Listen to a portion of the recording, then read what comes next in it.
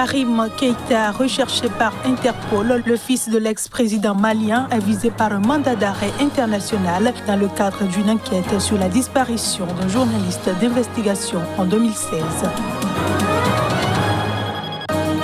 Barrage sur le Nil, l'Égypte dénonce la poursuite du remplissage par l'Éthiopie, une initiative qui risque de faire monter la tension à l'approche d'une réunion du Conseil de sécurité de l'ONU.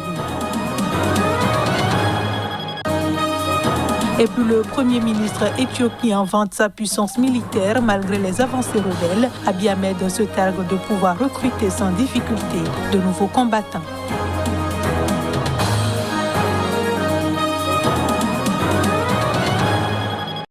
Voilà pour le sommaire de cette édition. Bonjour et bienvenue à tous. Interpol a émis lundi un mandat d'arrêt international à l'encontre de Karim Keïta, l'un des fils de l'ex-président malien Ibrahim Boubacar Keïta. Le mandat intervient dans le cadre d'une enquête sur la disparition d'un journaliste d'investigation en 2016, selon une source judiciaire malienne. Reportage. La notice rouge d'Interpol a été diffusée à la demande d'un juge d'instruction du tribunal de grande instance de la commune 4 de Bamako, la capitale, selon une source proche de l'enquête, s'exprimant sous le couvert de l'anonymat. L'enquête qui vise Karim Keïta concerne la disparition d'un journaliste d'investigation âgé d'une 50aine d'années, Birama Touré, qui travaillait pour l'hebdomadaire de Bamako, le Sphinx. Il n'a plus été vu depuis le 29 janvier 2016, selon sa famille et le directeur de publication. Ces derniers disent craindre qu'il a été enlevé, torturé et tué après plusieurs mois de détention. Le directeur du Sphinx avait affirmé en 2018 que son ex-reporter avait auparavant approché Karim Keïta à propos d'un dossier qu'il présentait comme compromettant pour le fils du président. Estimant avoir été diffamé par le Sphinx, Karim Keïta, qui a toujours fermement démenti toute implication dans la disparition du reporter, avait porté plainte en 2019 pour diffamation contre le directeur de la revue et contre un journaliste d'une radio privée de Bamako qui lui avait ouvert son antenne. Cette plainte en diffamation avait toutefois été jugée irrecevable pour des questions de forme par la justice malienne. Le directeur du Sphinx, craignant pour sa sécurité, a pour sa part trouvé refuge en France.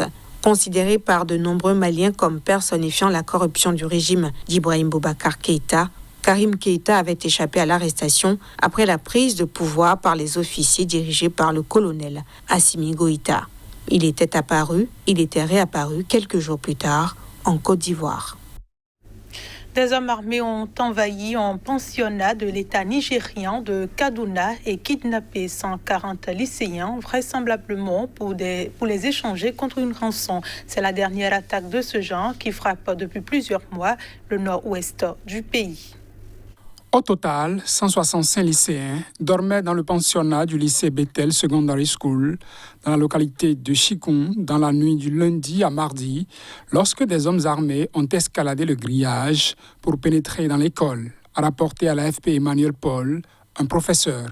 Ils ont emmené avec eux 140 élèves, mais 25 ont réussi à s'échapper, a-t-il indiqué, soulignant que tout indique que les assaillants sont arrivés à pied. Il s'agit de la troisième attaque importante commise à Kaduna ces 3 derniers jours. Dimanche, au moins 8 employés d'un hôpital de cet État ont été kidnappés, selon la police. Des sources locales affirment de leur côté que 15 personnes ont été enlevées, dont 2 infirmiers et leurs 2 bébés. 7 personnes ont également été tuées dimanche soir dans des attaques sporadiques dans des localités voisines, a indiqué Samuel Aroua, chargé de la sécurité au sein du gouvernement de Kaduna. Des groupes criminels, communément appelés bandits par les autorités, terrorisent les populations du nord-ouest et du centre du Nigeria. Ils attaquent des villages, volent du bétail et enlèvent sur les routes des personnalités locales ou des voyageurs contre rançon. Ils opèrent à partir de camps situés dans la forêt de Rougou qui s'étend sur les États nigérians de Zamfara, Katsina, Kaduna et du Niger. Récemment, ces groupes criminels se sont lancés dans des attaques visant des écoles et des universités, pratiquant des enlèvements de masse d'élèves contre rançon. Le gouverneur de l'État de Kaduna, Nazir Ahmad Al-Rufai, contrairement à certains de ses homologues des États voisins, refuse catégoriquement de négocier avec ces groupes armés et de payer des rançons. La terreur continue en RDC. Au moins 14 civils ont été tués dans des combats entre soldats et miliciens dans le nord-est de la République démocratique du Congo. 8 autres personnes ont été lynchées par la population, a-t-on appris lundi auprès d'experts et de l'armée. Les précisions. Au moins 14 civils ont été tués vendredi par les miliciens de la coopérative pour le développement du Congo, Codeco-URDPC, dans 3 localités du territoire de Djougou, dans la province de l'Ituri, selon le baromètre sécuritaire du Kivu KST, un groupe d'experts présents dans l'Est congolais. Désiré Malodra, un responsable de la société civile locale, a donné à l'AFP un bilan de 15 morts en 2 jours, vendredi et samedi, dans des combats entre l'armée congolaise et des miliciens de la Codeco dans cette zone de Djougou. Un peu plus au sud, dans le territoire d'Irumu, l'armée a par ailleurs annoncé la mort de 8 civils lynchés par la population, jeudi, à Komanda. Nous condamnons cette justice populaire qui risque de plonger la région dans un cycle de violence généralisée, a déclaré à l'AFP le lieutenant Jules Ngongo, porte-parole de l'armée en Ituri. Les 8 victimes du lynchage étaient issues de la communauté Bayambwisha, des Hutus congolais aux lointaines origines rwandaises. Début juin, le gouvernement de Kinshasa avait accusé des membres de la communauté Bayambwisha de complicité avec les forces démocratiques alliées ADF après le massacre d'une 50aine de civils dans le territoire d'Irumu. L'armée a invité la population à ne plus se rendre justice elle-même, mais à dénoncer des complices des groupes armés afin que les forces de sécurité s'en occupent. La province aurifère de l'Ituri a renoué avec les violences depuis fin 2017 avec l'avènement de la milice Codeco qui prétend défendre les Lindous, une des communautés de l'Ituri. Quant aux ADF, ils sont des rebelles musulmans ougandais accusés d'une série de massacres dans la région voisine de Beni, province du Nord Kivu. Depuis quelques mois, ils ont mené plusieurs attaques meurtrières en Irumu, dans le sud de la province de l'Ituri. Je le disais en titre, l'Éthiopie a commencé la seconde phase de remplissage d'un barrage controversé sur le Nil, a dénoncé lundi l'Égypte, une initiative qui risque de faire monter la tension à l'approche d'une réunion du Conseil de sécurité de l'ONU prévue pour jeudi. Le ministre égyptien de l'irrigation Mohamed Abdel Hatti, informé par Addis Abeba du début de la deuxième phase de remplissage, déclare rejeter fermement cette mesure unilatérale selon un communiqué de son ministère. Le début de cette deuxième phase de remplissage du barrage sur le Nil représente une violation des lois et normes internationales qui régulent les projets de construction sur les bassins partagés de rivières internationales, s'est-il indigné. Le barrage controversé, Gerd, construit par l'Éthiopie en amont du Nil, est de longue date l'objet d'un conflit avec l'Égypte et le Soudan qui craignent pour leurs ressources en eau. Le Conseil de sécurité de l'ONU doit se réunir jeudi à ce sujet à la demande de la Tunisie, membre non permanent du Conseil de sécurité et représentant du monde arabe au nom de l'Égypte et du Soudan. L'Éthiopie est opposée à cette réunion mais devrait y participer aussi. Ces dernières semaines, le Soudan et l'Égypte avaient fait parvenir à l'ONU des lettres réclamant une saisine en urgence du Conseil de sécurité.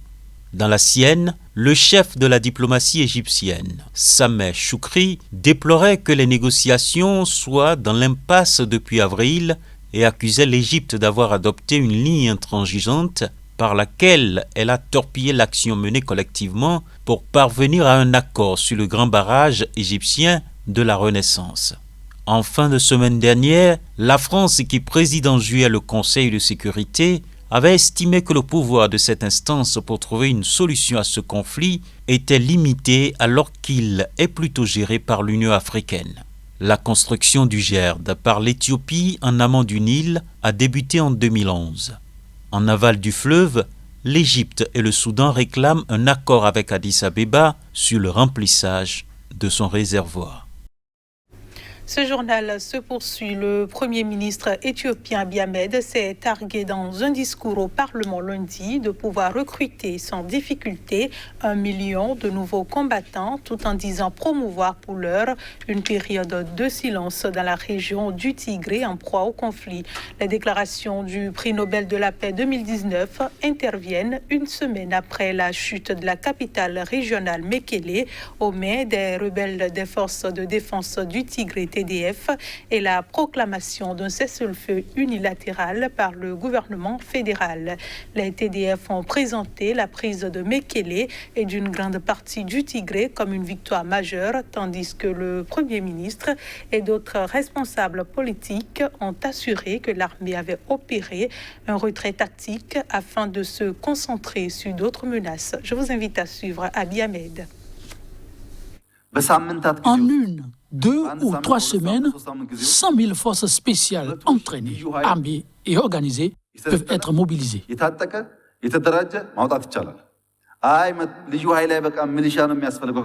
Si la force spéciale n'est pas suffisante, si une milice est nécessaire, en 1 ou 2 mois, un demi-million de miliciens peuvent être organisés. Comme vous le savez, notre population est de 100 millions d'habitants.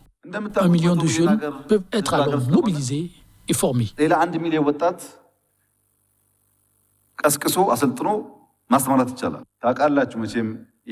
Nos forces armées ne sont pas assez pillées. Ils grimpent et descendent des montagnes. Ce sont des héros.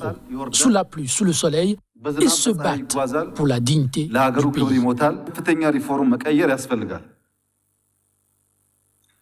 Le ministère des Affaires étrangères doit être réformé et devrait être fortement modifié. L'Éthiopie ne devrait pas avoir une 60aine d'ambassades et de consulats à l'heure actuelle. Au lieu de jeter des dollars américains partout sur une période de 6 à 1 an, au moins 30 des ambassades devraient être fermées et les ambassadeurs devraient rester ici.